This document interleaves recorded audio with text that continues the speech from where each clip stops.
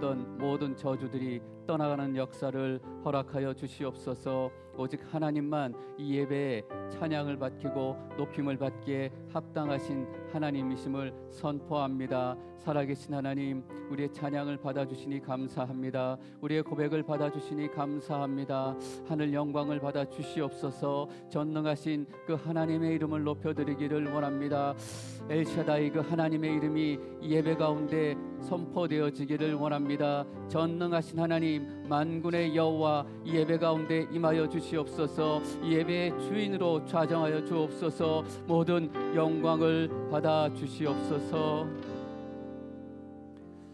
살아계신 하나님, 우리가 오직 하나님의 이름만을 높이기 위해서 이 자리에 모였습니다. 우리 스스로를 예배하지 않게 하옵소서. 우리 생각들이 예배의 중심 되지 않기를 원합니다. 이 예배 오직 예수 그리스도만이 왕으로 좌정하여 주시옵소서.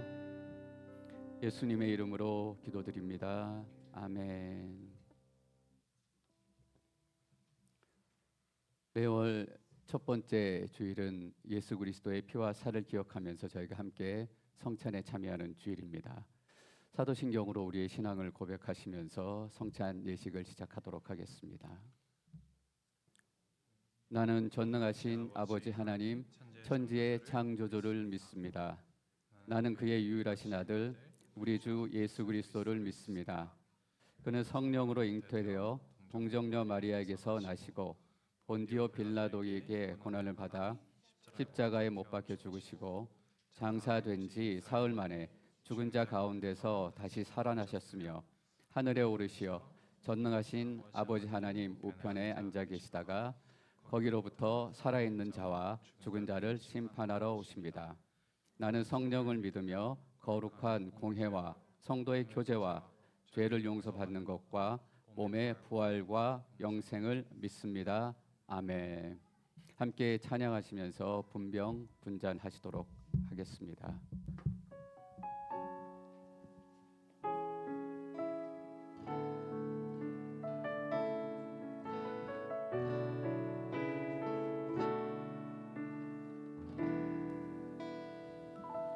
모든 능력과 모든 권세 모든 것 위에 뛰어나신 주님 세상이 증명할 수 없는 지혜로 모든 만물 창조하셨네. 모든 나라와 모든 보좌 이 세상 모든 경이로움보다 이 세상 모든 값진 보물보다 더욱 귀하신 나의 주님 십자가 고통당하사 버림받고 외면당하셨네. 짓밟힌 장미꽃처럼 나를 위해 죽으셨네. 나의 주. 이 시간 받으신 중에서 떡을 꺼내시도록 하시겠습니다.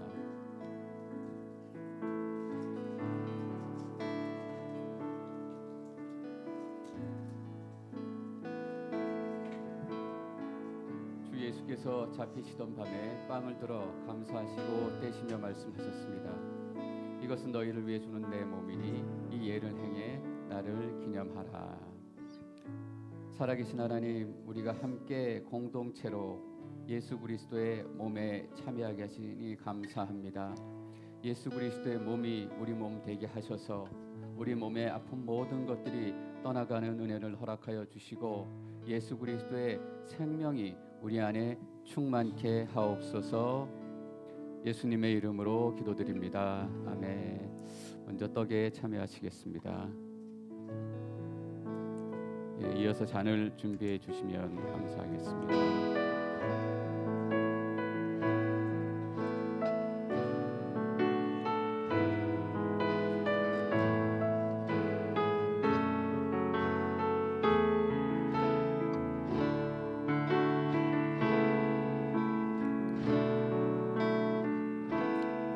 식사 후에 또 잔을 들고 말씀하셨습니다. 이 잔은 내 피로 세운 새 언약이니 이 예를 행해 마실 때마다 나를 기념하라. 우리 잔에 참여하기 전에 함께 통성으로 기도하고 참여했으면 좋겠습니다. 함께 기도할 때 하나님 보혈의 능력을 우리에게 쏟아 부어 주옵소서. 우리가 보혈 아래 있기 원합니다. 생명 아래 있기를 원합니다. 저주는 끊어지게 하옵시고 묶임도 끊어지게 하옵시고 귀신도 떠나가는 역사 허락하여 주옵소서. 함께 통성으로 기도하겠습니다. 하나님 우리가 예수 그리스도의 피에 참여합니다. 이 피가 우리의 삶으로 들어와서 예수님의 능력되기를 원합니다. 예수님께서 믿음으로 이 땅을 살아내셨던 것처럼 우리도 이 십자가의 능력으로 이 땅을 살아내기를 원합니다. 이 땅을 이겨나가기를 원합니다. 견뎌내기를 원합니다. 특별히 예수 그리스도의 보혈로 이 공동체를 덮습니다. 이 공동체를 정결케하옵시고 깨끗게 하옵시고 하나님께서 기뻐하시는 예배의 전이 되게 도와주시옵소서. 살아계신 하나님 보혈의 능력의 삶 가운데 들어오기를 다시 한번 기도합니다. 이 보혈로 우리를 씻어주시옵소서. 깨끗하여 주옵소서. 우리의 죄를 양털보다 희고 하나님 흰 눈보다 희도록 깨끗하여 주옵소서. 우리가 담대하게 내 지성소로 나아갑니다. 깊은 지성소로 나아갑니다. 하나님 아버지 나를 위해 우리가 이어서 한 번 더 기도하기를 원하는데요. 옆에 함께 있는 우리의 자녀들을 위해서 기도했으면 좋겠습니다. 잔을 들고 계시기 때문에 조금 불편하신 점은 있지만 가능하면 우리 자녀들을 품고 또 손을 얹고 또 눈을 맞추고 그렇게 기도할 수 있었으면 좋겠습니다. 우리가 기도할 때 하나님 우리 자녀들에게 성령 부어 주옵소서. 성령의 역사 허락하여 주옵소서. 말씀이 들리게 하옵시고 말씀이 보게 하옵시고 말씀이 살아 움직이는 그런 능력의 인생들이 되게 하옵소서. 우리 함께 선포하며 기도하겠습니다. 하나님 우리의 생명을 이어받고 우리의 모습을 이어받고 또 우리의 기업을 이어받을 영적인 후손을 우리 가운데 허락하시니 감사합니다. 하나님 우리가 살았던 그 삶 속에 나쁜 것들은 기억되지 않게 하옵시고 우리가 기도하던 그 모습 찬양하던 그 모습 예배하던 그 모습들이 자녀들의 기억을 덮기를 원합니다. 우리 속이나 그들이 살아가면서 그 삶의 어려운 문제들이 닥쳤을 때 엄마가 드렸던 기도와 아빠가 드렸던 찬송이 그들의 기억 가운데 떠오르기를 원합니다. 예수 그리스도의 보혈로 그들의 인생을 덮습니다. 그들이 살아갈 세상을 덮습니다. 하나님 보혈의 능력으로 우리 자녀들을 덮어주시고 놀라운 성령의 충만함을 허락하여 주셔서 그들의 귀에 말씀이 들려지게 하옵소서. 능력이 시작되게 하옵소서. 놀라운 말씀으로 살아내는 삶의 여정이 시작되게 도와주옵소서. 하나님 만남의 축복도 허락하시고 배움의 축복도 허락하시되 무엇보다 영적으로 함께 기도할 수 있는 기도의 영적인 동반자들 그들의 삶 가운데 허락하여 주시기를 간절히 기도합니다. 살리는 사람이 될 것입니다. 살아내는 사람이 될 것입니다.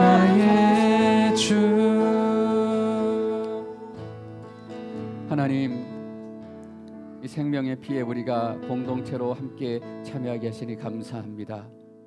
우리가 함께 예배함으로 외롭게 떨어져 있지 않게 하시니 감사합니다.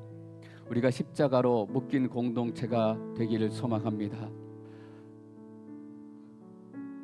그리스도의 보혈을 함께 나누는 그 믿음의 공동체 되기를 원합니다. 하나님 특별히 우리 자녀들에게 성령을 부어 주시옵소서. 그냥 살아가지 않게 도와주옵시고 성령의 능력으로 하나님의 말씀으로 이 땅의 어두움들을 깨뜨리는 인생이 될 수 있도록 도와주옵소서. 그들의 삶 가운데 영적인 브레이크스루가 나타나게 될 것입니다. 영적인 은사도 나타나게 될 것이고 말씀이 외워지는 말씀의 은혜도 그들의 삶 가운데 임하게 될 것입니다. 하나님 예수 그리스도의 보혈로 우리의 자녀들을 다시 한번 덮습니다. 이제 마지막 때 거룩한 신부의 영성이 그들 가운데 임할 수 있도록 도와주시옵소서. 감사드리며 예수님의 이름으로 기도드립니다. 아멘. 함께 잔에 참여하시겠습니다.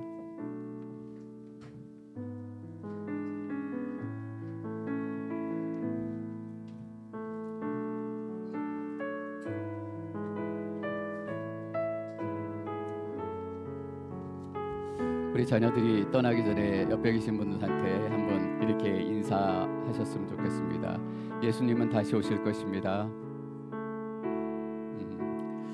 늘 그 예수 그리스도의 능력이 여러분 삶 가운데 함께 하시기를 축원합니다. 우리 자녀들은 또 예배 처소로 돌아가시면 좋겠습니다.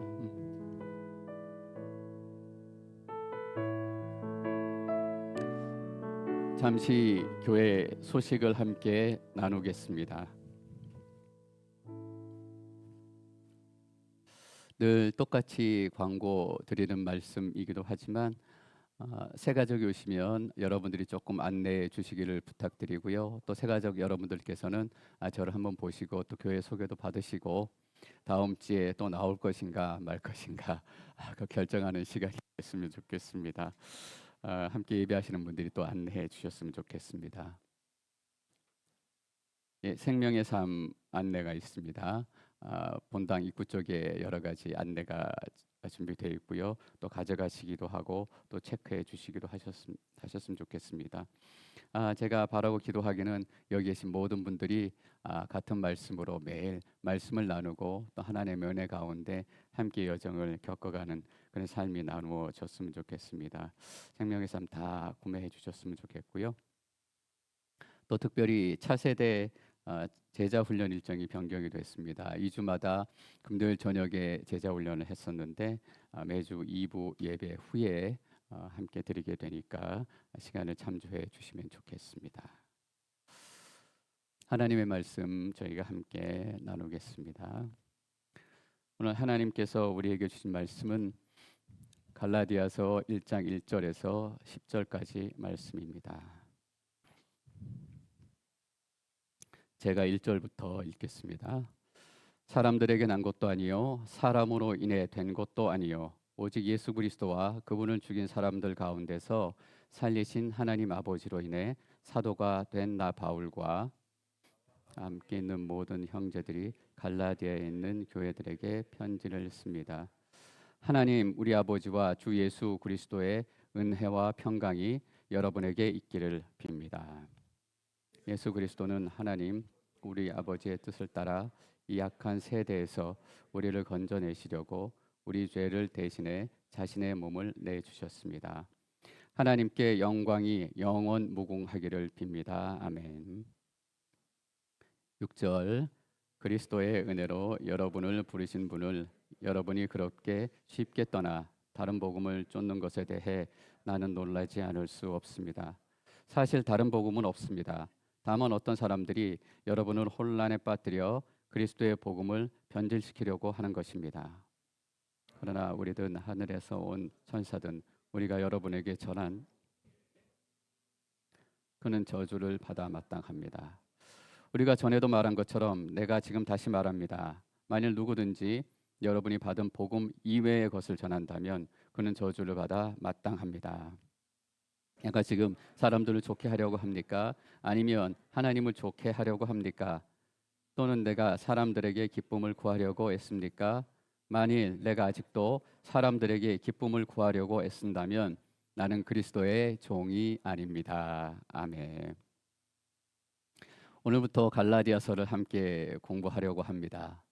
여러분들이 잘 아시는 것처럼 갈라디아서는 사도 바울이 쓴 서신서 편지입니다.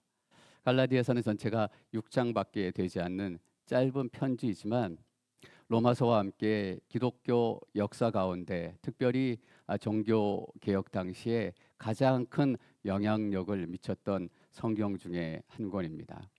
그래서 갈라디아서를 작은 로마서라고 부르기도 합니다. 갈라디아서는 그 안에 구원에 관한 가장 핵심적인 교리 이신칭의, 영어로 하면 Justification by Faith라는 교리가 담겨 있습니다. 갈라디아서에 관해서 가장 큰 논쟁은 이 편지에 나와 있는 갈라디아가 과연 어디에 위치하고 있는 어느 지역에 있는 갈라디아를 말하는 것인가라는 문제입니다. 대표적으로 두 가지 주장이 있습니다만 오늘은 한 가지만 여러분들하고 잠시 함께 나누겠습니다. 이것이 사도행전에 있는 부분들과 잘 매칭이 되기 때문입니다. 이것을 주장하는 사람들은 이 갈라디아 교회들은 사도 바울이 1차 전도 여행 때 전도 여행하고 교회를 세우면서 세웠던 그 교회들을 말하는 것이다라고 주장을 하고 있습니다. 특별히 그래서 사도행전 13장, 14장에는 사도 바울의 1차 전도 여행에 대해서 기록을 하고 있습니다. 사도행전 14장 19절입니다. 함께 읽겠습니다. 그때 안디옥과 이고니온에서 유대 사람들이 몰려와 사람들을 선동해 자기들 편으로 끌어들여 바울에게 돌을 던지게 했습니다. 그리고 바울이 죽은 줄 알고 도시 밖으로 끌어냈습니다. 이곳은 루스드라라고 하는 도시입니다. 갈라디아 지역, 지금 터키의 남쪽 지역입니다. 복음을 전하다가 복음을 전한다라는 이유로 사람들에게 돌을 맞았던 도시입니다. 근데 이 사람들이 어디서 왔나 보니까 안디옥, 사도 바울을 파송했던 그 안디옥하고는 다른 안디옥입니다. 여기 있는 안디옥은 갈라디아에 있는 안디옥을 얘기합니다.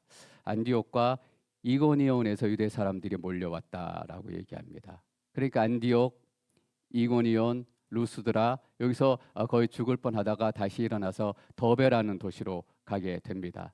그러니까 더베라는 도시까지 이 지역이 갈라디아에서 얘기하는 갈라디아 교회들이다라는 주장입니다.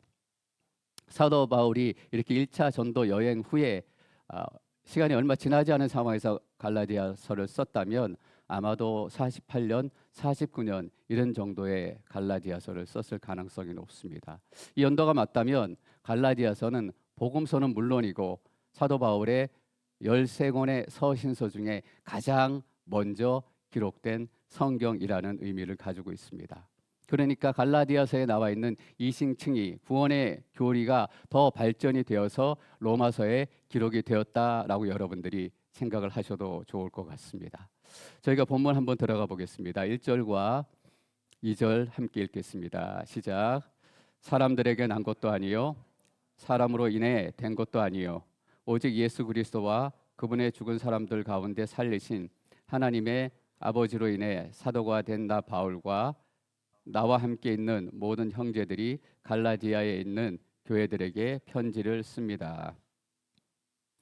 이것은 바울 서신의 일반적인 시작의 모습 중에 하나입니다. 보통 사도 바울이 서신서 편지를 쓰기 시작하면 나는 사도입니다라는 자기 소개부터 하고 시작을 합니다.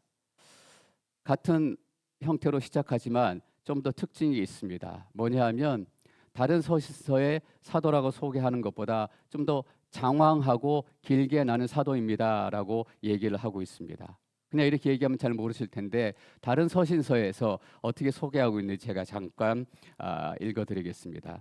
로마서 1장 1절 그리스도 예수의 종된 바울은 사도로 부르심을 받아 고린도전서 1장 1절 하나님의 뜻에 따라 그리스도 예수의 사도로 부르심을 받은 바울 에베소서 1장 1절 하나님의 뜻에 따라 그리스도 예수의 사도가 된 나 바울 이렇게 간략하게 나오는데 오늘은 좀 복잡합니다. 사람들에게서 난 것도 아니요 사람들로 인해 된 것도 아니요 오직 예수 그리스도와 그분을 죽은 사람들 가운데 살리신 하나님 아버지로 인해 사도가 된 그 사도 앞에 여러 가지 수식어가 많이 붙습니다.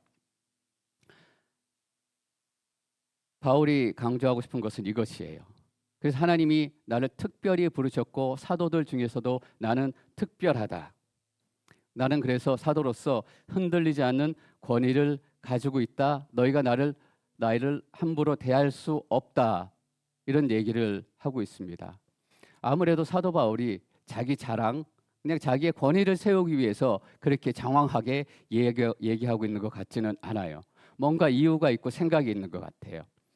1장 11절, 12절 말씀 함께 읽도록 하겠습니다. 갈라디아서 1장 11절, 12절입니다. 11절 시작. 형제들이여 내가 전한 복음은 사람을 따라 된 것이 아니라는 것을 여러분에게 알려드리겠습니다. 그 복음은 내가 사람에게 받은 것도 배운 것도 아닙니다. 그것은 오직 예수 그리스도의 계시로를 통해 받은 것입니다. 사도 바울이 말하고 싶은 게 바로 이것입니다. 왜 나는 사도이고 특별하고 하나님의 부르심을 받고 사람들에게 난 것도 사람들에게 배운 것도 아닙니다라고 강조를 했냐면 자기가 전한 메시지를 지키고 싶었기 때문이에요. 내가 전한 복음은 사람들에게 받은 것이 아닙니다. 그리스도 예수께 직접 계시를 받은 것입니다라고 강조를 하고 있는 거예요. 사도 바울은 사실 컴플렉스가 하나 있었어요. 사도 바울은 예수님이 살아계실 때 그 현장에 있지를 못했어요. 예수님의 십자가도 직접 경험하지 못했고 예수님의 부활도 직접은 경험하지 못했어요. 근데 소위 예루살렘의 리더 또 사도들이라는 사람은 어땠는가? 요한, 베드로, 야고보 이런 사람들은 예수님의 형제도 있었고 예수님이 살아계실 때 예수님을 만지기도 했고 함께 식사하기도 했고 예수님이 십자가에 돌아가실 때도 그 자리에 있었고 부활하실 때도 그 자리에 있었던 사람이에요. 사도 바울은 그 시간이 지나고 예수님이 승천하신 이후에 다메섹에 예수 믿는 사람들을 잡아 끌어내기 위해서 가다가 그 길 위에서 마치 환상처럼 부활하신 예수님을 만나게 되는 것이에요. 이런 사람들이 등장하기 시작했어요. 갈라디아 교회에 다른 복음이란 것을 들고 돌아오는 사람들이 시작이 된 거예요. 이 사람들이 자기의 말빨이 먹히게 하려다 보니까 사도 바울의 메시지를 흔들어야 되지 않겠어요? 사도 바울이 전한 메시지는 좀 이상하다, 좀 부족하다, 100%가 아니다. 왜냐하면 사도 바울은 예수님을 직접 만나고 경험하지 못했고 예루살렘에서 신학교에서 공부하지도 않았고 자기가 스스로 사도라고 얘기하고 어디서 들었는지 자기가 그냥 가르치는 것 같다. 그러니까 사도 바울의 메시지를 믿지 말고 내가 전하는 이 메시지를 너희가 믿어야 한다라고 공격하는 사람들이 생기기 시작한 거예요. 사도 바울이 사도권을 지키려고 이렇게 장황하게 얘기하기 시작했습니다. 나는 사도다. 예루살렘에서 예수님이 살아계실 때 함께하지는 못했지만 부활하신 예수님을 환상처럼 만나서 그 부활하신 예수님과 그 높은 하늘까지 올라가서 하나님의 영광, 하늘의 영광, 복음의 영광을 내가 직접 예수님께 경험하고 들었다. 그 메시지가 그래서 11절에 그렇게 얘기하는 거예요. 내가 전한 복음은 사람을 따라 된 것이 아니라는 것을 여러분들에게 얘기하고 싶습니다. 내가 다메섹 도상에서 예수님과 그 영광의 자리에서 예수님의 계시를 통해서 이 복음의 메시지를 들었기 때문에 예루살렘에 있는 사도들의 메시지 못지않고 오히려 그들의 메시지보다 더 좋은 부분이 많다라고 변호하기 시작한 거예요. 사도 바울이 이 말씀을 지키려는 그 노력에도 감동을 했지만 제가 이 부분을 읽으면서 또 하나 주목했고 감동했던 것이 있습니다. 사도 바울은 뭘 해도 복음을 위해서 하는구나라는 거예요. 여러분 생각해 보세요. 사도 바울에게 타이틀이 뭐 필요했겠어요? 권위가 뭐 필요했겠어요? 근데 사도 바울에게 타이틀이 필요했던 것은 자기가 전하는 메시지가 흔들려서는 안 된다. 내가 전하는 메시지가 어떤 메시지보다 영적인 권위를 가지고 사람들의 심장을 뚫고 생각을 뚫고 그들의 인생을 뚫고 들어가야 되기 때문에 흔들리지 않아야 되기 때문에 사도 바울은 복음을 위해서 사람을 살리는 것을 위해서 자기가 가진 것을 모두 쓰는 사람이구나. 그래요. 타이틀이 필요했다면 복음 때문에 필요했을 거예요. 사도 바울이 샌디에고 왔다면 복음을 전하는데 필요하다면 샌디에고 학교에 가서 바이오 PhD 학위를 땄을지도 모르겠어요. 그래서 우리는 당연히 우리 스스로에게 이런 질문을 던져야 된다라고 저는 믿습니다. 그렇다면 우리는 우리가 가진 것으로 얼마나 복음을 전하고 있는가? 우리가 가진 것들이 얼마나 복음을 위해서 사용되고 있는가? 어제 민수기 말씀을 묵상하면서 레위인들에게 11조를 드리는 대목이었습니다. 그 11조에 대해서 함께 묵상하기도 했지만 저 개인적으로는 하나님께서 우리에게 준 재물, 재정의 대성경적인 원칙은 무엇일까라고 생각하는 시간을 갖게 됐어요. 청지기더라고요. 청지기는 무엇입니까? 매니저예요. 관리를 맡은 사람이에요. 하나님께서 우리에게 주신 재정은 우리가 누리고 우리가 즐기고 우리가 편안해지기 위해서 우리 마음대로 쓰는 것이 아니라 하나님의 재정을 우리가 맡은 청지기 매니저로서 하나님의 뜻에 맞게 하나님의 뜻에 합당하게 잘 써야 되겠구나. 그리고 또 하나 생각이 드는 거예요. 그게 돈의 문제와 관련된 것뿐일까? 하나님께서 우리에게 주신 시간들, 사람들, 직위, 타이틀,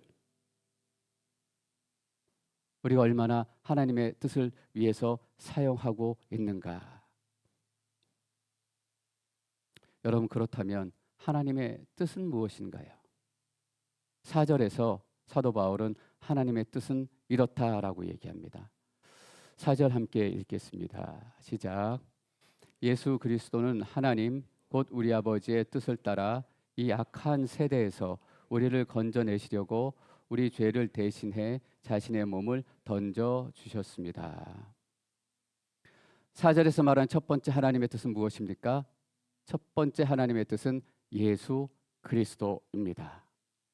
예수 그리스도를 통해서 하나님의 구원의 역사를 시작하시고 하나님의 구원의 역사를 이루어 가시고 또 마지막 때는 하나님의 구원의 역사를 완성하시는 것, 그 모든 것들이 예수 그리스도를 통해서 이루어진다. 이것이 하나님의 첫 번째 뜻이에요. 두 번째 뜻은 무엇인가? 예수 그리스도를 통해서 사람들을 건져내는 것이라고 기록을 하고 있어요.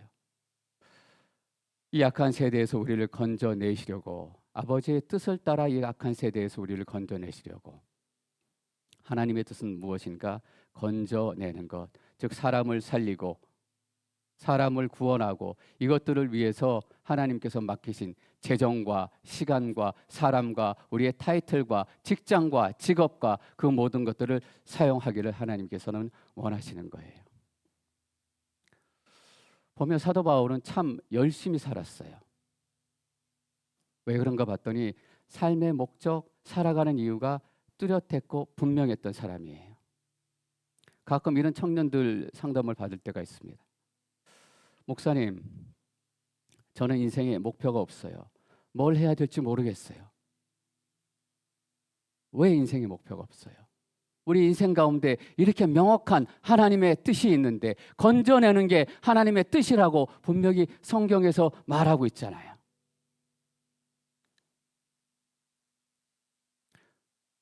많은 사람들이 좋은 학교 가고 또 좋은 직장 가고 괜찮은 집에 사는 것이 인생의 목표예요. 근데 사도 바울은 우리하고 살아가는 인생의 목표가 달랐습니다. 사도 바울은 건져내는 것을 위해서, 복음을 위해서 살았어요. 여러분 그거 아십니까? 인생의 목표가 달라지면 내 인생이 비참해지지 않습니다. 어떤 상황에서도 비참해지지 않는 거예요. 사도 바울은 자기가 가진 모든 것들을 다 들여서 사람들을 살리고 교회를 세우고 그 복음 위에 교회가 세워져 가는 일에 모든 삶의 모든 것들을 던졌어요. 그러니까 어떤 일이 일어나는가? 자기가 가진 것으로도 하나님의 뜻을 이루어 가는데 자기가 갖지 못한 것들을 통해서도 하나님의 뜻을 이루어 가요. 갈라디아서 4장 13절 같이 한번 읽겠습니다. 13절 시작. 여러분이 알다시피 내가 처음에 여러분에게 복음을 전하게 된 것은 육체의 연약함 때문이었습니다. 이 갈라디아 지역에 사도 바울이 처음 복음을 전할 수 있게 된 게 무엇이에요? 몸이 아팠기 때문이에요. 좋은 직장 가고 좋은 학교 가고 좋은 집에 살고, 이것이 인생의 꿈인 사람은 몸이 이렇게 아프면 인생이 비참해져요. 근데 사도 바울은 어떻습니까? 보십시오. 몸이 아픈데 이 아픈 몸 때문에 복음이 증거되고 사람들이 살아나고 사람들이 죽음과 절망에서 건져지는 거예요. 여러분 잘 기억하세요. 사도 바울의 목표가 그랬기 때문에 몸이 그렇게 아프고 부스러질 때도 사도 바울은 비참할 시간이 없었어요. 그 시간을 통해서도 사도 바울이 갖지 못한 것들을 통해서도 하나님께서 하나님의 뜻을 이루어 가셨어요. 이게 우리의 꿈이 되어야 된다라고 저는 여러분들에게 강조하고 싶어요. 우리의 성공을 위해서도 하나님께서는 하나님의 뜻을 이루세요. 그런데 우리의 실패를 통해서도 하나님께서 하나님의 구원을 이루세요. 실패가 우리에게 저주예요? 아니에요. 하나님의 뜻을 이루어 가는데 그 시간도 우리에게는 비참함이 될 수 없다라는 것입니다. 6절 계속해서 함께 읽겠습니다. 6절 시작. 그리스도의 은혜로 여러분을 부르신 분을 여러분이 그렇게 쉽게 떠나 다른 복음을 좇는 것에 대해 나는 놀라지 않을 수 없었습니다. 여러분들이 잘 아시는 것처럼 바울 서신서의 90% 이상은 교회 문제가 생겨서 쓴 편지들입니다. 그러니까 바울의 서신서는 대부분 문제 해결책이에요. 한번 예를 볼까요? 로마서는 유대인들과 이방인들의 갈등 때문에 썼고, 고린도 전서는 교회 파벌, 절제 없는 성령의 은사, 데살로니가 전서는 예수님 재림에 대한 신학적인 논쟁, 또 다른 서신서는 도덕적인 타락, 또 돈 떼먹고 도망간 그 종 때문에 쓴 서신서도 있어요. 그게 빌레몬서예요. 이유도 다양하고 사양도 다양하고, 근데 공통적인 건 뭐냐면 다 나름대로 급한 상황이고 나름대로 다 이유가 있다라는 거예요. 근데 사도 바울은 하나님 앞에 기도하면서 마음이 흔들리지 않도록 최대한 노력을 했고, 그들을 책망하지 않도록 마음을 최대한 추스렀어요.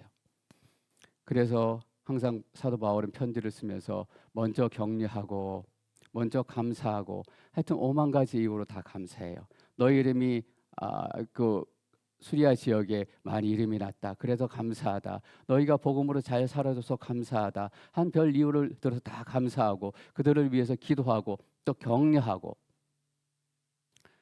그러고 난 다음에 너희가 이런 문제가 있으니까 하고 사도 바울은 보통 문제를 시작합니다. 그런데 오늘 읽어보셨지만 갈라디아서는 그런 것도 없어요. 격려도 없고 감사도 없고 특별한 기도도 없고, 보통 사도 바울의 서신서를 보면 본론이 시작될 때쯤 해서 사도 바울이 성도들에게 감사의 인사를 합니다. 6절이 그런 부분이에요. 본격적으로 앞에 인사와 제너럴한 얘기들을 마치고 본격적으로 이슈 본론을 시작하는 단계예요. 그러니까 다른 서신서 같았으면 6절에 너희들 너무 고맙다, 감사하다, 나를 도와줘서 내가 그 감사함을 늘 잊지 않을 것이다, 내가 기도 가운데 너희를 기억할 것이다, 이런 대목이 나와야 되는데 그 6절에 대신 뭐가 나오고 있냐면 나는 여러분들 때문에 놀라지 않을 수 없습니다. 감사합니다 라는 얘기가 나와야 될 자리에 나는 여러분들 때문에 놀라지 않을 수 없습니다. 다른 번역은 어떻게 번역하고 있냐면 나는 여러분들이 이상해 보입니다. 나는 여러분들 때문에 충격을 받았습니다. 여러분, 우리가 전화 통화하면 처음에 본론을 얘기하기 전에 뭐 이런저런 안부도 이렇게 얘기하고 인사해요. 밥은 먹었어? 애들은 잘 지내지? 저번에 와서 도와줘가지고 참 고마웠고, 그렇게 인사 안부를 좀 나누고 그 다음에 이제 본론을 하죠. 돈을 빌려 달라든지 아니면 빌려간 돈을 갚더라든지. 근데 상황이 급하고 화가 나고 답답하면 그런 거 다 뚱 잘라내 버리고 본론부터 가는 거죠. 네가 그러고도 내 친구야? 그러고도 내 친구라고 말할 수 있어? 이렇게 시작하는 거예요. 갈라디아서가 꼭 그래요. 안부 인사하고 고맙다 감사하다 이렇게 얘기해야 되는데 바울은 뭐 때문인지 화가 나서 지금 화를 주체할 수가 없어요. 그러니까 마음이 급하니까 격려고 감사고 그런 얘기 할 시간이 없는 거예요.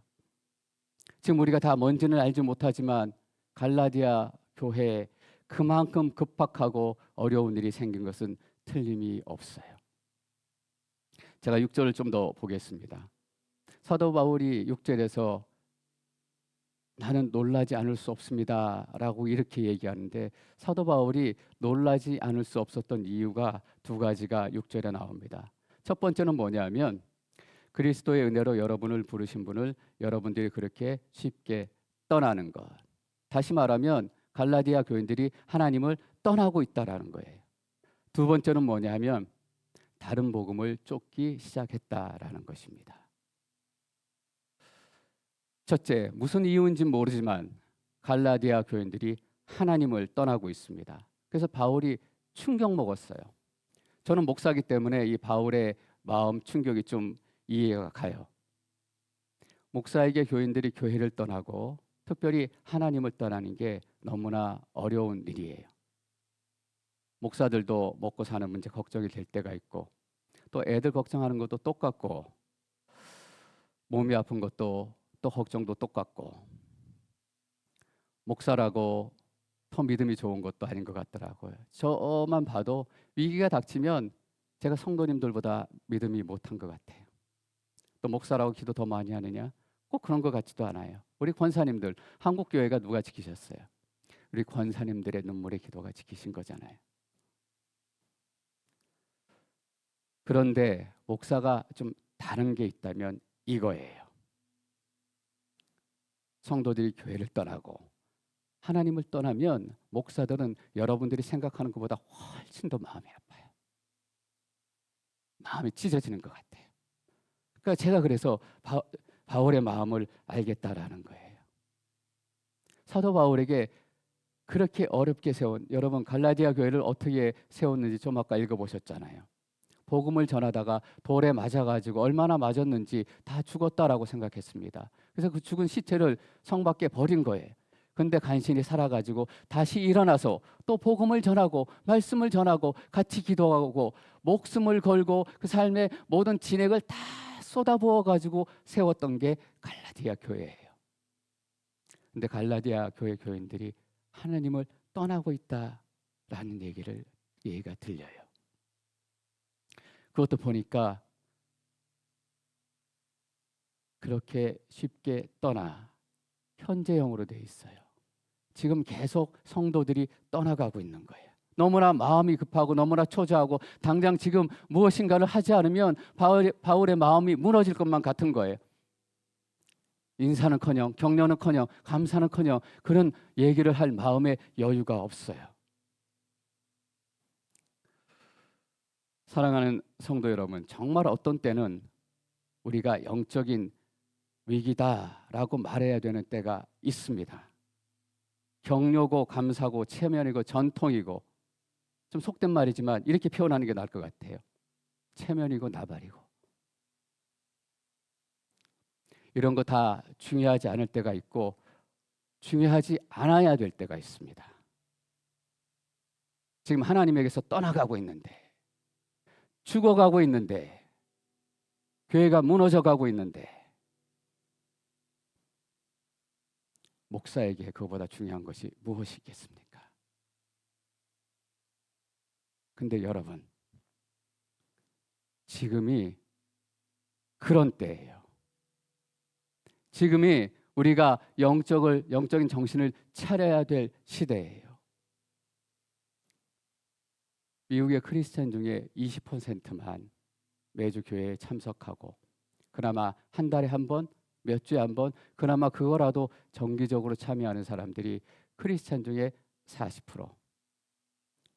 크리스찬이라고 얘기하지만 교회 예배 출석하지 않는 사람이 1억 명이 넘는다라는 뜻입니다.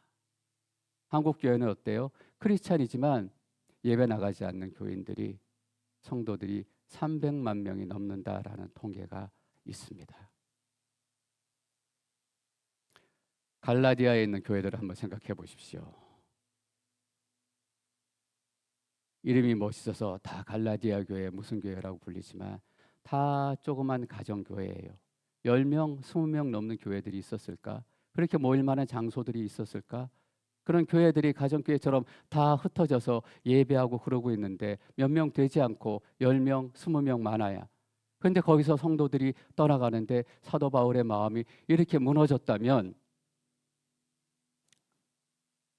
사도 바울이 지금 미국에 와 있다고 생각해 보십시오.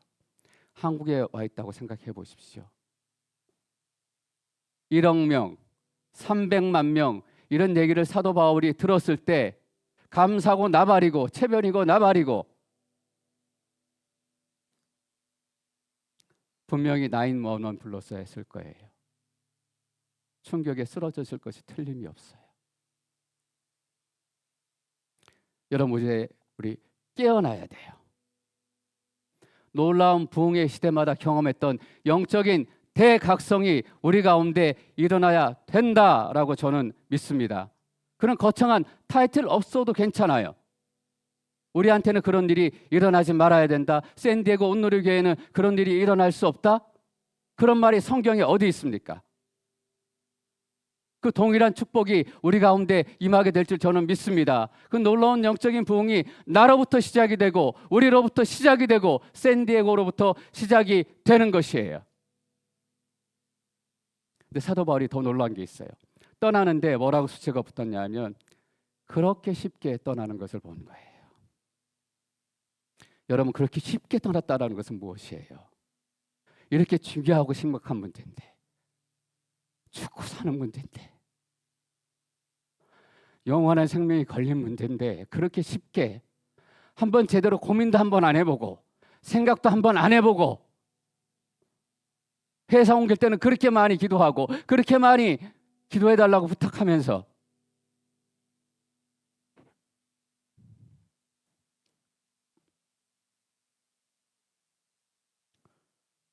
우리 삶에 그냥 해도 괜찮은 일이 있어요. 오늘 짜장면 먹을 것인가 짬뽕 먹을 것인가 너무 심각하게 고민 안 하셔도 되잖아요. 그냥 오늘 입맛이 땡기는 대로 먹으면 된다고요. 근데 우리가 더 많이 기도해야 될 것, 더 많이 고민해야 될 것, 회사를 옮기고 학교를 정하고 진로를 결정하고 그런 것에는 분명히 짜장면 먹는 것보다 더 많은 기도와 생각과 시간들이 필요해요. 그렇다면 사람을 건져내는 일에는 얼마나 더 많은 시간과 얼마나 더 많은 기도와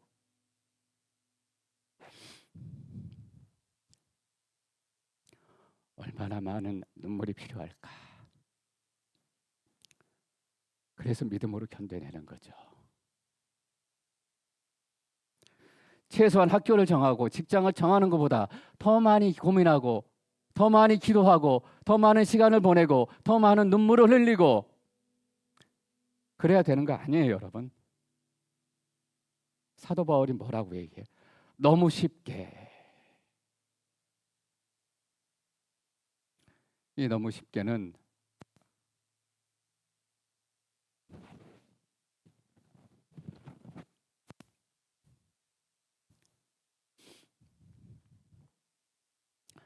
너무 빨리라는 말을 너무 빨리라는 의미를 가지고 있기도 해요.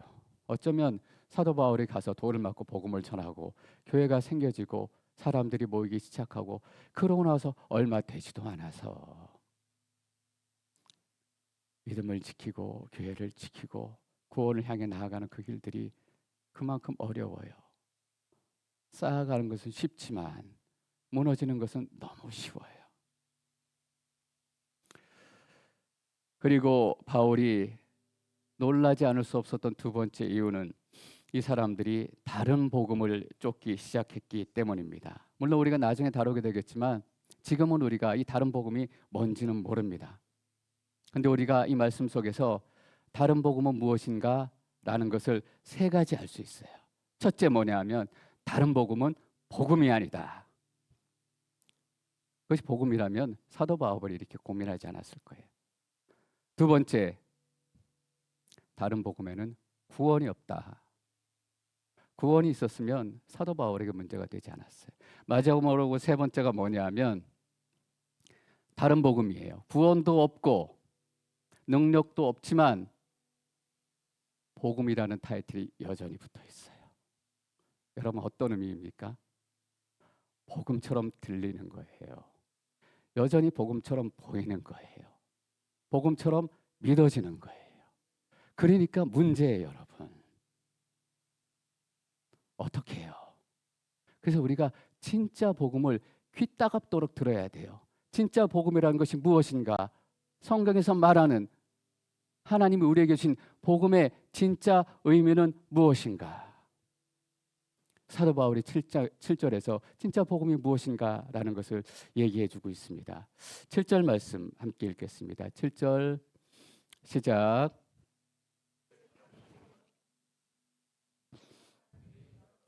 혼란에 빠뜨리려 그리스도의 복음을 먼저 다른 복음은 분명히 없다라고 강조하고 있습니다. 사실 교회에는 여러 가지 스타일의 교회가 있습니다. 샌디에고만 해도 샌디에고 온누리 교회가 있고 또 갈릴리 장로교회, 또 한빛 장로교회, 찬양도 뭐 CCM도 있고 찬송가도 있고 복음상가도 있고 여러 가지들이 있어요. 기도도 여러 가지 스타일이 있죠. 통성기도도 있고 침묵기도도 있고 뭐 또 묵상기도도 있고. 저는 가능하면 자주 아메리칸 철치 미국 교회에 가서 이제 예배를 드리려고 이렇게 시도를 많이 하는데 또 여러 가지 영성도 배우고 많은 것들을 듣고 보고 또 예배할 수 있는 그런 시간이기 때문에. 근데 가끔 어떤 교회 가면 이렇게 피식 웃음이 나올 때가 있어요. 뭐냐면 또 미국 사람들은 목사님들도 그렇고 유독히 오버하잖아요. 뭐 인사하는 것도 오버하고 그래서 막 와가지고 서로 뭐 hello how are you 뭐 How are you doing? 뭐 great 뭐 가쁘죠 어쩌고저쩌고 막 얘기하잖아요. 막 시끌벅적하게 얘기한다고요. 목사님들 앞에서 뭐 얘기 저 얘기하고 지난주에 어쩌고저쩌고 제가 다 영어로 했어야 되는데 영어를 못해서 죄송해요. 어쩌고저쩌고 얘기하고 막 얘기하고 광고하고 막 그러다가 이제 기도하는 시간이 됐어요. 여러분 우리에게 기도가 필요한 것이 있습니다. 우리 교회가 이런 것 때문에 기도가 필요합니다. 막 기도 제목을 얘기하면서 여러분 함께 기도하십시다. Let's pray. 이 말이 떨어짐과 동시에 갑자기 온 교회가 조용해지고 Let's pray. 그래서 막 떠드는 사람들이 이러면서 기도하기 시작하는 거예요. 제가 보기엔 너무너무 웃기고 어떨 때는 한심해 보이기도 하고 어색해 보이기도 하고 그래요. 근데 괜찮다고요. 왜냐하면 다 복음 위에 세워진 교회이기 때문에. 근데 뭐냐면 복음은 한 가지밖에 없다는 것입니다. 오직 복음은 하나밖에 없는 거예요. 장로교도, 감리교도, 침례교도, 순복음교도 오직 복음은 하나밖에 없어요. 우리가 그런 말 하죠. 다르다라는 말은 틀리다라는 뜻이 아니라 그냥 다르다라는 뜻이다.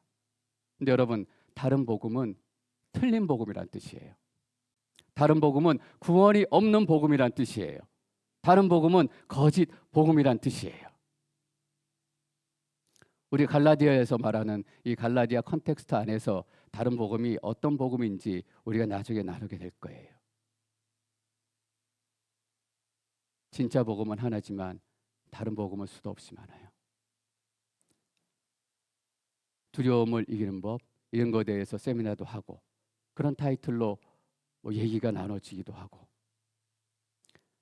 근데 여러분 두려움을 이기는 법 이거 복음 아닙니다.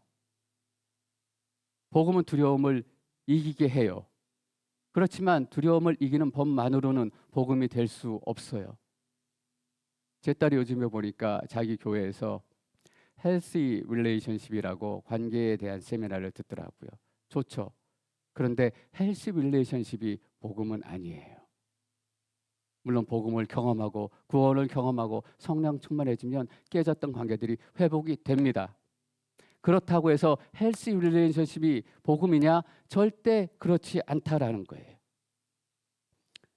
거기에도 치유가 있고 회복이 있고 감사하고 있고 그러니까 복음같이 보이고 복음같이 들리고 복음같이 능력이 있는 것처럼 믿어지는 거예요. 근데 그것은 복음이 아니다. 진짜 복음은 무엇인가?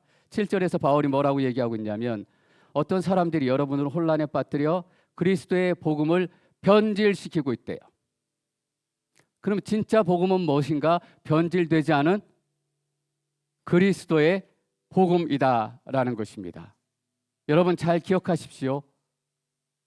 진짜 복음은 무엇인가? 그리스도의 복음입니다. 여기는 크게 두 가지 뜻이 있어요. 예수 그리스도가 전해준 복음이란 뜻이 있고 예수 그리스도에 관한 복음이란 뜻이 있어요. 다시 말하면 십자가에 관한 복음이라는 것.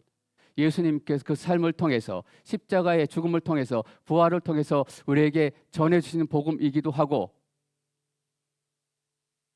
그 예수님에 관한 복음이기도 한 거예요. 복음의 본질에는 예수 그리스도만이 있어야 합니다. 예수 그리스도에 무엇을 더하거나 무엇을 빼거나 이러기 시작하면 다른 복음이 되기 시작하는 것입니다. 요즘에 나오는 CCM 찬양을 많이 들어보면 제가 개인적으로 이런 생각과 좀 걱정을 하게 됩니다. 뭐냐 하면 그 찬양의 주인공이 내가 돼 있는 찬양들이 너무나 많더라고요. 내가 어떤 상황이고 내가 어떻게 하고 있고 내가 어떻게 달라지고 있고 내가 무엇이고 나를 직접 노래하는 것 같지 않지만 자세히 들여다보면 다 나를 노래하고 있는 거예요. 세례 요한이 기독교 영성에 대한 중요한 메시지 하나를 남겼습니다. 뭐냐 하면 기독교의 진정한 영성은 나는 쇠하여야 하겠고 그는 흥하여야 할 것이다. 나는 작아져야 하고 그는 커져야 하고 예수 그리스도를 깊이 만나고 하나님의 능력을 더 크게 경험하고 성령의 은사를 더 많이 경험할수록 나는 더 큰 사람이 되는 게 그리스도인의 영성이 아닙니다. 내가 장로가 되고 권사가 되고 목사가 되고 더 많은 은사가 나타나고 능력이 나타나고 기적이 나타나더라도 나는 더 작아지는 거예요. 더 예수 그리스도만 커져가는 게 그게 크리스찬의 영성의 핵심입니다. 내가 신앙생활을 잘하고 있는가? 이거 하나만 질문을 던져보면 돼요. 내가 작아지고 있나? 대신 그리스도가 커지고 있나? 근데 보세요. 나는 자꾸 커진다고요. 나는 자꾸 힘이 세진다고요. 나는 자꾸 더 많은 근육을 갖기를 원해요. 나는 쇠하여야 하겠고 그리스도는 흥하여야 할 것이다. 진짜 복음은 뭐냐면 예수 그리스도로 꽉 차 있는 복음입니다. 다른 것 없어요. 그리스도의 죽음과 부활. 8절, 9절 말씀 계속 읽습니다. 8절 시작. 그러나 우리는 하늘에서 온 천사든 우리가 여러분에게 전한 복음 이외의 것을 전한다면 그는 저주를 받아 마땅합니다. 우리가 전에도 말한 것처럼 내가 지금 다시 말합니다. 만일 누구든지 여러분이 받은 복음 이외의 것을 전한다면 그는 저주를 받아 마땅합니다. 사실 바울은 성질이 좀 있었던 사람이잖아요. 예수 믿는 사람을 잡겠다고 대제사장한테 가가지고 증서를 받아서 다메섹까지 끌고 오게, 여자든 남자든 어른이든 아이든 예루살렘으로 내가 끌고 오겠습니다라는 약속을 하고 다메섹으로 출발한 사람이에요. 혈기가 있고 성질이 있고 예수 만나서 좀 나아진 거잖아요. 그래도 그때에도 마가 때문에 바나바하고 대판 싸우고 헤어지고 나는 더 이상 너랑 사역 못하겠어. 근데 예수님을 만나니까 그 성질들이 좀 죽기 시작한 거예요. 근데 그 사도 바울이 지금 8절과 9절에서 무슨 얘기를 하고 있냐면 저주를 받아 마땅합니다. 다른 복음을 전하는 사람은 저주를 받아 마땅합니다. 이 표현을 2번이나 쓰고 있습니다. 다른 번역에서는 더 강하게 번역하고 있어요. 저주를 받을지어다. 저주를 받을지어다. 사도 바울은 한순간에 주저도 없이 이런 사람들을 향해 저주를 퍼붓습니다. 오늘 말씀 서두에 갈라디아서는 사도 바울이 쓴 13권의 서신서 중에 가장 먼저 쓰여졌을 가능성이 있다라고 말씀을 드렸습니다. 가장 첫 번째 성경을 기록하면서 사도 바울은 다른 복음을 전하는 사람들에게 저주를 선포하며 나는 복음 때문에 너희들하고 싸움을 시작할 것이다. 전쟁의 선포를 하기 시작하는 거예요. 사도 바울의 사실 모든 인생이 전쟁이었죠. 싸움이었죠. 교회가 그냥 세워졌습니까? 사도 바울이 계속 싸우고 전쟁하고 그런데 그 전쟁 중에 하나님께서 특별하게 또 보이게 구체적으로 전쟁을 하게 하실 때가 있습니다. 저희가 민수기 묵상하고 있지 않습니까? 40년 동안 광야 생활이 뭡니까? 그 광야 생활 자체가 싸움이고 전투고 전쟁이죠. 안 그러면 살아갈 수 없으니까. 그 전쟁 속에서 하나님께서 실제로 적군들을 만나서 전투를 치르고 피를 흘리고 대가를 치르고 이런 싸움을 시키실 때가 있어요. 사도 바울이 그 구체적인 싸움을 시작하겠다라는 선언을 여기서 하고 있는 거예요. 그래서 오늘 설교 제목이 바울 복음 때문에 싸움을 시작하다, 복음 때문에 싸우다라는 타이틀을 가지고 있는 거예요. 저는 우리의 삶 가운데 이 바울과 동일한 복음 때문에 일어나는 싸움이 시작되기를 축원합니다. 그냥 있을 때가 아니에요. 체면이구나 말이고. 짧은 6장에 밖에 안 되는 성경이지만 이 전쟁을 싸움을 치루어 나간 여정이 갈라디아서의 기록입니다. 근데 갈라디아서의 이 놀라운 결과는 너무나 놀랍습니다. 종교 개혁의 놀라운 기초가 되었을 뿐만 아니라 갈라디아서가 가지고 있는 별명이 있어요. 뭐냐면 영적 자유의 대헌장입니다. 복음을 위해 싸웠던 사도 바울의 짧은 이 기록을 통해서 이 갈라디아서를 읽고 경험하고 묵상하고 살아냈던 사람들이 평생 자기를 묶고 있었던 저주와 어둠과 속박의 굴레를 끊어버리고 자유를 경험하기 시작했다라는 거예요. 그래서 이 별명이 붙은 겁니다. 영적 자유의 대헌장. 우리가 힘들게 싸웁니다. 복음의 싸움을 시작해요. 근데 그 결과 열매는 너무나 엄청난 것이에요. 영적 자유의 대헌장. 저는 이 타이틀을 듣고 이렇게 저는 믿고 시작하기로 생각했습니다. 내가 여러분들하고 갈라디아서를 함께 묵상하고 공부하고 이 말씀을 붙들고 기도하고 함께 살아내기 시작하면 우리 모두를 덮고 있었던 귀신들이 떠나가는 역사가 나타나게 될 것이다. 우리의 삶을 그렇게 무겁게 누르고 있었던 모든 짐들이 떠나가는 은혜가 우리 가운데 임하게 되고 우리가 대자유의 헌장을 경험하게 될 것이다. 저는 그래서 이 갈라디아서를 시작하면서 우리가 모두 동일하게 사도 바울과 함께 복음의 싸움을 시작하는 결단이 있기를 축원합니다. 그리고 갈라디아서에 또 하나 별명이 더 있습니다. 얼마나 마틴 루터가 갈라디아서를 좋아했는지 별명이 이겁니다. 마틴 루터가 가장 사랑했던 책 갈라디아서. 저는 우리가 가장 사랑했던 책이 이 갈라디아서가 되기를 소망합니다. 그런 일들이 우리 가운데 일어나게 될 것입니다. 우리 한번 기도하고 마쳤으면 좋겠는데요. 함께 찬양했으면 좋겠습니다. 우리 찬양팀 올라와 주셔서 같이 한번 찬양해 주셨으면 좋겠고, 찬양할 때 우리의 입술을 통해서 예수 그리스도의 이름이 높여질 것입니다. 예수 그리스도의 영광이 이 예배 가운데 충만하게 임하게 될 것이에요. 마음을 다 들여서 찬양합시다. 우리의 입술을 다 열어서 찬양합시다. 할 수만 있다면 우리의 손을 들어서 예수 그리스도의 이름을 높이고 송축하기를 원합니다. 예수 우리 왕이여, 함께 찬양하십시다.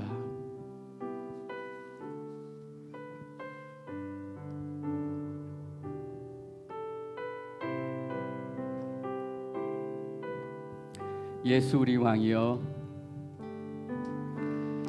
예수 우리 왕이여,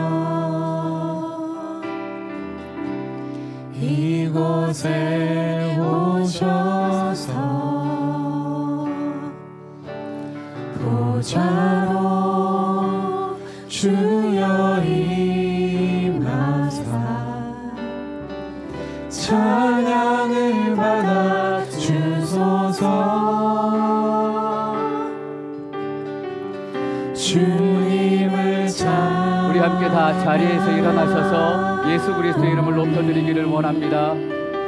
주님을 경배하오니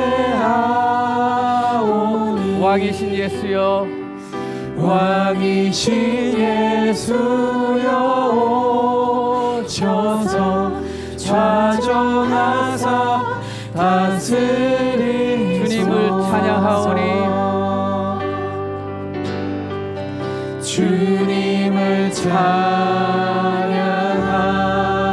찬양하오니 주님을 경배하오니 왕이신 예수여 오셔서 좌정하사 다스리. 다시 한번 우리의 목소리 높여서 주님을 찬양하오니 주님을 찬양하오니 주님을 경배하오니 왕이신 예수여 왕이신 예수여 오셔서 좌정하사 다스리소서. 우리 함께 통성으로 기도하십시다. 함께 기도할 때 예수 그리스도가 우리 인생의 왕이십니다. 우리가 예수 그리스도의 이름만을 높여드리기를 선포합니다. 더불어 우리 삶 가운데 복음 때문에 싸움이 시작되기를 선포합니다. 하나님, 우리가 그 싸움을 시작하겠습니다. 그래서 갈라디아서를 묵상하는 동안 갈라디아서가 영적인 자유의 대헌장이 우리 가운데 되게 하시고 우리가 가장 사랑하는 책이 갈라디아서를 되는 역사가 나타날 줄 믿습니다. 우리가 그 싸움에 나아가겠습니다. 하나님, 능력을 주시고 성령의 힘 우리 가운데 부어 주시옵소서. 함께 동시에 기도하겠습니다. 살아계신 하나님, 하나님 앞에 간절한 마음으로 기도하며 나아갑니다. 사도 바울이 그 영적인 싸움, 복음의 싸움을 선포하며 시작했던 것처럼 우리 삶 가운데도 더 구체적이고 실질적이고 더 능력 있는 복음의 예, 맞습니다. 우리의 힘으로는 그 싸움을 감당할 수 없을 정도로 우리는 연약하고 허약하고 하나님 별 볼 일 없습니다. 그러나 하나님께서 우리를 도우실 줄 믿습니다. 우리를 도우실 예수 그리스도를 선포하며 나아갑니다. 오직 예수 그리스도만 모든 찬양을 받아 주시옵소서. 모든 영광을 받아 주시옵소서. 모든 예배를 받아 주시옵소서. 우리에게 주인 되어 주옵소서. 오직 예수 그리스도만 찬양받기에 합당하십니다. 예수 그리스도의 권세가 선포되는 곳마다 놀라운 기적이 나타날 줄 믿습니다. 놀라운 하나님의 영광이 나타날 줄 믿습니다. 놀라운 건전한 일들이 나타나게 될 줄 믿습니다. 살아계신 하나님, 한 분 한 분에게 성령을 부어주시옵소서. 놀라운 역사로 나타내 주옵소서. 성령의 은사로 나타내 주셔서 그 바울이 얘기했던 그 일들이 우리 가운데서 나타나기를 기도하며 나아갑니다. 축복합니다. 성령님이 임하여 주시옵소서. 임하여 주시옵소서. 그 삶이 깨어지고 변화되는 역사를 허락하여 주시옵소서. 하나님 감사합니다. 우리 가운데 머무시는 감사합니다. 맞습니다. 하나님, 우리는 여러모로 보나 허접하기 그지없고 쫄딱 같기에 그지없습니다. 그런데 우리가 담대하게 나도 바울처럼 복음 때문에 싸움을 시작하겠습니다 라고 선포할 수 있는 것은 우리가 혼자가 아닌 것을 깨닫기 때문입니다. 예수 그리스도가 우리의 주인 되어 주시고 우리를 고아처럼 그냥 두시지 않겠다는 약속처럼 그 놀라운 성령을 우리 가운데 물부터 부어 주실 것을 우리가 알기 때문입니다. 하나님, 싸우게 하옵소서. 용기 내게 하옵소서. 살아내게 하시고 견뎌내게 하시고 결국은 예수 그리스도의 승리가 우리 것이 되게 도와주시옵소서. 주님께서 그 일들을 이루실 줄 믿습니다. 그 영광도 우리 가운데 드러내실 줄 믿습니다. 하나님, 우리에게 허락하신 것들 중에 우리가 청지기의 마음으로 구별하여 하나님께 올려드립니다. 기쁘게 받아주시고 건져내는 사역이 필요한 곳에 그 물질을 사용하여 주시옵소서. 지금은 길이요 진리요 생명이신 예수 그리스도의 크신 은혜와 하나님 아버지의 사랑하심과 성령님의 교통하심이 이제 새로운 싸움이 시작되는 그 세상의 한복판으로 나아가는 여기 머리 숙인 하나님의 백성들 위에, 그리고 사도 바울이 눈물로 온 진행을 다 쏟아서 세우기를 원했던 그 동일한 예수 그리스도가 머리 대신 이 땅의 모든 교회들 위에 바울과 동일한 마음으로 동일한 심정으로 교회를 세우기 위해서 열방 가운데 섬기시는 선교사님과 사역과 그 자녀들 위에 이제로부터 영원까지 함께하옵시기를 간절히 축원하옵나이다. 아멘.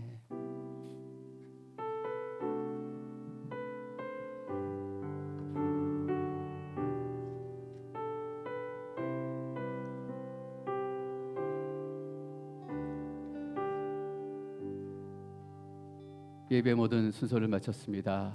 예수 이름으로 승리하시는 한 주 되시고 또 승리의 소식을 듣고 다시 뵙도록 하겠습니다.